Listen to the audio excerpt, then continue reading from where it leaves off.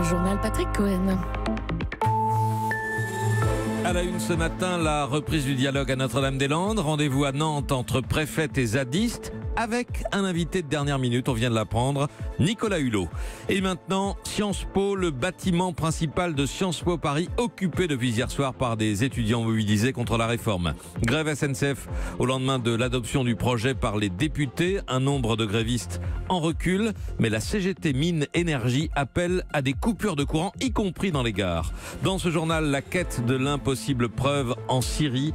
Nous y reviendrons avec les informations de Didier François. La prévention du suicide en prison, Europe 1 a pu entrer à Fresnes. Ce sera l'enquête du 8h avec Salomé Legrand. Le Made in China, c'est mauvais pour l'emploi, mais c'est bon pour le porte-monnaie. Étude détaillée par Nicolas Barré. Et puis les amateurs des herbiers joueront la finale de Coupe de France. Victoire sur Chambly 2-0. 8h15, le député et dirigeant du Front National, Louis Alliot, invité d'Europe Matin.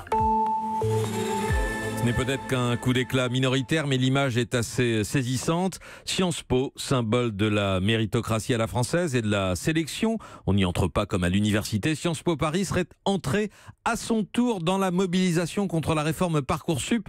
En tout cas, un groupe d'étudiants revendique depuis hier soir l'occupation du bâtiment principal de l'école rue Saint-Guillaume à Paris. Chanel Petit, vous êtes sur place.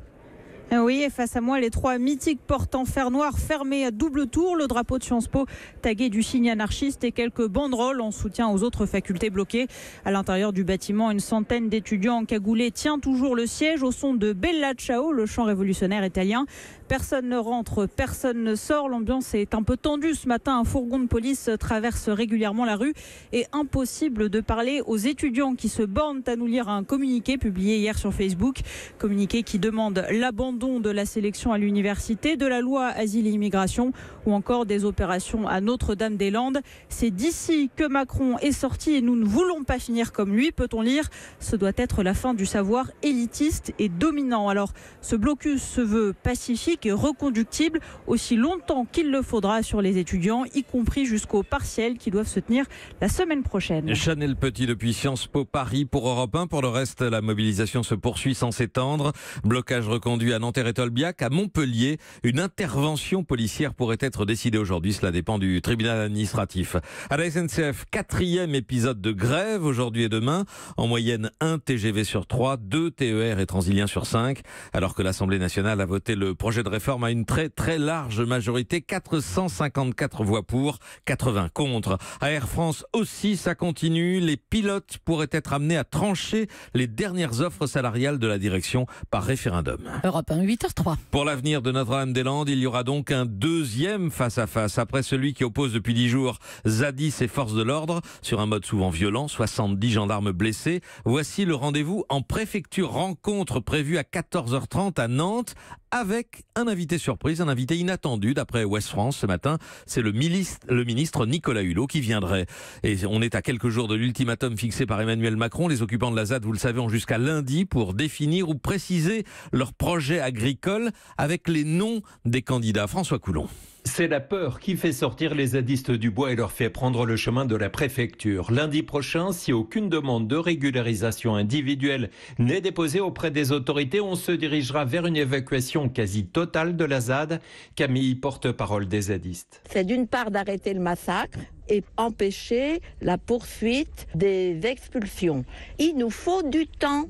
La tête dans la gueule du tigre, on ne peut pas travailler comme ça. Les zadistes doivent donner leur nom et faire part de projets agricoles s'ils veulent éviter de nouvelles expulsions, martèle la préfète, soutenue par une combattante anti-aéroport de la première heure, Françoise Vercher. On ne peut pas s'appeler Camille jusqu'à la fin des temps. Il faut mettre un nom. Je demande vraiment à ceux qui veulent vivre là de saisir la possibilité de pacifier clairement la situation. On peut craindre qu'à un moment donné, le gouvernement dise plus personne, j'évacue vraiment. Et donc là, on voit bien que ça sera une vraie guerre. C'est pour ça que je suis très inquiète. Pour l'heure, les zadistes proposent une convention collective précaire d'1 an pour préparer l'avenir. Notre-Dame-des-Landes, François Coulon, Europe 1. À Toulouse-Mirail, encore des incidents. Hier soir, 23 véhicules et une dizaine de conteneurs poubelles incendiés. 5 personnes interpellées. Il n'y a pas de blessés. La politique, c'est encore le débat électrique cette nuit à l'Assemblée nationale sur le projet Asile et Immigration. On y reviendra tout à l'heure avec notre invité de 8h15, le Front National Louis Alliot. Et puis le lancement de la campagne européenne d'Emmanuel Macron. Après ces échanges au Parlement européen de Strasbourg, le président a participé à un débat citoyen à Épinal, mais sans véritable contradiction. Arthur Mbaché. Bonjour messieurs, dames. La salle est aménagée en agora, ou plutôt en ring de boxe, des gens des quatre côtés, et au milieu un président qui ne demande qu'à en découdre sur le sujet très clivant en théorie qu'est l'Europe. Je propose maintenant que dans l'heure et demie qui viennent, on puisse échanger très librement pour lancer ces consultations. Et c'est à vous. Ça commence doucement, question très technique sur l'union bancaire. Ça continue doucement, question pas mordante du tout sur la vision de l'Europe du président. Climax bienveillant avec Alexandre. Monsieur le Président, je m'appelle Alexandre et j'ai 10 ans. Quand est-ce qu'on aura tous la même carte d'identité européenne ? Le président en profite pour introduire lui-même un sujet qui fâche. L'un des défis que notre Europe a d'ores et déjà aujourd'hui à vivre, c'est le défi de la circulation des personnes et des migrations. Ça fait peur, je peux te dire, c'est le sujet sur lequel, quand tu es président de la République, tu te fais le plus attaquer. Peut-être, mais en tout cas pas ce soir. Après 2 heures sans relief, Emmanuel Macron tente le tout pour le tout. Je veux réserver la dernière question à quelqu'un qui a des doutes hostiles à l'idée européenne, pour que je puisse essayer d'y répondre. Un spinalien finit par dire qu'à cause de Bruxelles, son picon au bar, dit-il, est plus cher. Premiers et derniers éclats de rire dans l'assistance. Épinal, Arthur Mbaché, Europe 1. À l'étranger, on a appris la mort cette nuit aux États-Unis de celle qui fut successivement femme et mère de président. Barbara Bush s'est éteinte à 92 ans. Pluie d'hommages pour cette femme très populaire en Amérique. En Syrie, la quête de l'impossible preuve. Les experts de l'Organisation internationale pour l'interdiction des armes chimiques ne sont toujours pas arrivés sur place dans la ville de Douma. Et de toute façon, les Occidentaux doutent qu'ils puissent encore trouver des traces de l'attaque d'il y a 10 jours, Didier François. Oui, effectivement, parce que les enquêteurs sont arrivés dans la capitale syrienne ce week-end, mais ils n'ont toujours pas pu se rendre sur place pour commencer à travailler à Douma, parce que le gouvernement syrien et les Russes leur ont expliqué que la situation n'était pas totalement stabilisée sur le terrain et qu'ils ne pouvaient pas garantir leur sécurité. Alors ce qu'ils leur proposaient hier, c'était de leur amener des victimes en autobus jusqu'à Damas pour qu'on y réalise des prises de sang. Alors, enfin, c'est assez lunaire, hein. Ça veut dire quand même que le gouvernement syrien accusé d'avoir mené ces attaques chimiques choisirait quelles sont les victimes qui pourraient être présentées aux enquêteurs. Ça n'a strictement aucun sens, d'autant que ça les empêcherait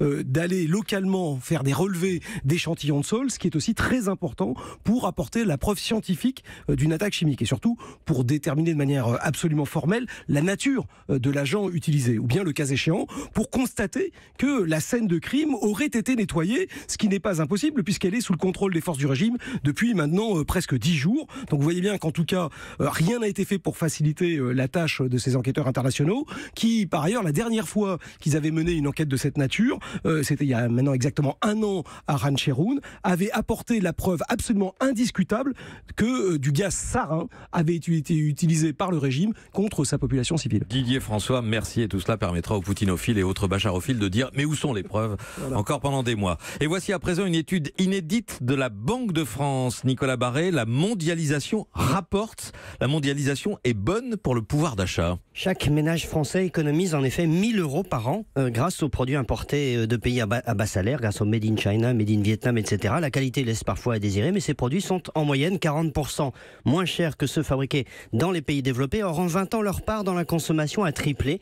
Ces 1 000 € par foyer, eh bien, au fond, c'est le gain de pouvoir d'achat que procure la mondialisation en donnant accès à des produits moins chers. Une mondialisation que les Français critiquent, mais qu'ils plébiscitent quand ils font les courses. Oui, mais elle peut aussi coûter des emplois, voilà. Nicolas, il faut le rappeler quand même. C'est beaucoup d'emplois. Exactement, c'est énorme, c'est le revers de la médaille. La Banque de France a aussi calculé que l'entrée de la Chine dans l'OMC, l'Organisation mondiale du commerce, au début des années 2000, a détruit très rapidement en quelques années 270 000 emplois en France, car tout d'un coup, ces produits Made in China ont pu arriver en masse en Europe. On retrouve le même dilemme, finalement, à l'intérieur de nos frontières avec, par exemple, l'agriculture.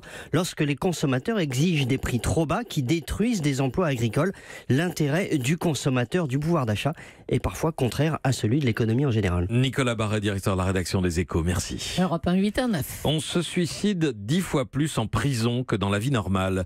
Un suicide ou une mort suspecte tous les 3 jours, d'après l'association Banc Public, qui en a déjà recensé 18 depuis le début de l'année. Europe 1 a été autorisé à rentrer à Fresnes, l'une des plus grosses prisons de France, où on fait de la prévention en s'appuyant sur des co-détenus de soutien. C'est l'enquête de 8 heures. Bonjour Salomé Legrand. Bonjour. Vous avez pu rencontrer l'un de ces co-détenus de soutien. Oui, Tony, 33 ans, en attente de son procès pour association de malfaiteurs. Cela fait 6 mois que ce chauffeur de bus est co-détenu de soutien. Repéré pour son sens des responsabilités et du dialogue, il a été formé à l'écoute des autres par la Croix-Rouge. En tant que bibliothécaire au quartier arrivant, il voit passer tous les nouveaux venus les plus fragiles. J'ai croisé une personne par exemple à la douche qui était pas bien, qui pleurait parce que ça se passait pas bien dans sa cellule. Il m'a parlé de plein de choses qui n'allaient pas et c'est vrai que tout mis bout à bout, il était en dépression, il en avait marre, il voulait en finir. J'ai essayé de l'aider comme je pouvais, après j'ai été voir les chefs, il a pu exposer son problème. Ils ont trouvé un co-détenu qui correspondait à son profil et là maintenant ça va mieux, mais je continue à le suivre. Donc c'est bien de faire comprendre à la personne qu'il n'est pas tout seul, qu'on peut s'entraider même en prison quoi. Alors c'est une activité bénévole. Quand je l'ai rencontré, il avait 53 bons d'entretien précieusement rangés dans sa blouse. Et il n'est pas seul. À Fresnes, ils sont en ce moment 4, 2 condamnés pour trafic de stupéfiants et 1 condamné pour escroquerie. Et Salomé, ça a quel impact ? Très difficile à quantifier, surtout que cela s'ajoute à d'autres dispositifs, les cellules protection d'urgence au mur tout lisse ou encore les pyjamas et couvertures indéchirables. Mais pour Christophe Pierron, surveillant principal, les co-détenus de soutien font une vraie différence. Ils apaisent l'ensemble de leur quartier de détention. Nous, ce que l'on s'est rendu compte, c'est que les co-détenus de soutien avaient une importance aussi énorme par rapport à l'hétéroagressivité. Le fait qu'un détenu s'en prenne soit un co-détenu, soit un personnel de surveillance, soit un partenaire. Lorsqu'on décèle aussi les gens où il y a une certaine tension parce qu'il y a des peurs, là aussi on va faire appel à Tony. Et on a pu voir que les co-détenus de soutien, ils permettent aussi d'éviter des agressions tout simplement. Les co-détenus eux-mêmes n'ont aucune contrepartie, ni rémunération, ni remise de peine, mais forcément cette activité citoyenne à l'intérieur des murs de la prison, ça aide à leur réinsertion. Mais c'est une expérimentation, plus généralement on en est où ? Ça fait plusieurs années que l'administration pénitentiaire expérimente ce dispositif inspiré d'Espagne. Actuellement, il y a des co-détenus de soutien dans une dizaine de prisons de France, mais le déploiement s'accélère. C'est même devenu obligatoire dans tous les établissements de plus de 600 places. Enquête du 8h signée Salomé Legrand. Merci beaucoup Salomé.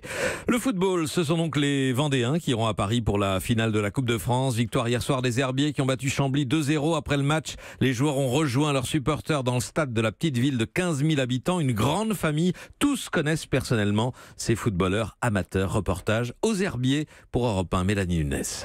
Ils ont attendu une partie de la nuit dans le stade municipal, leurs héros. Sur la pelouse, impossible de distinguer les joueurs des supporters. Tous se jettent dans les bras, comme Ambroise Gbo, deuxième buteur du match.